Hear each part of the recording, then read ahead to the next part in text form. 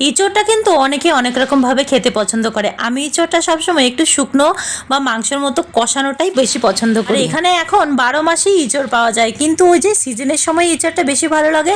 আর ইঁচড়টা নিরামিষের থেকে চিংড়ি মাছ দিয়ে আরো বেশি টেস্টি লাগে খেতে। তো ইঁচড়গুলোকে আমি ছোট্ট ছোট্ট টুকরো করে কেটে নিয়েছি, লবণ হলুদ দিয়ে ভালো করে 2-3টে কুকারে সিটি লাগিয়ে নিয়েছি। পরে কড়াইতে সর্ষের তেল দিয়ে আলুগুলো একটু নরম করেই ভেজে নিয়েছি। আলুগুলো তুলে তারপর ওই কড়াইতেই গোটা গরম মশলা, জিরে, তেজপাতা ফোড়নে দিয়ে পেঁয়াজটা হালকা ভাজা হয়ে গেলে পরে টমেটোগুলো দিয়ে দিয়েছি। আর আমি আদা রসুন একটু টমেটো ভালো করে পেস্ট করে ওর মধ্যে দিয়ে দিয়েছি।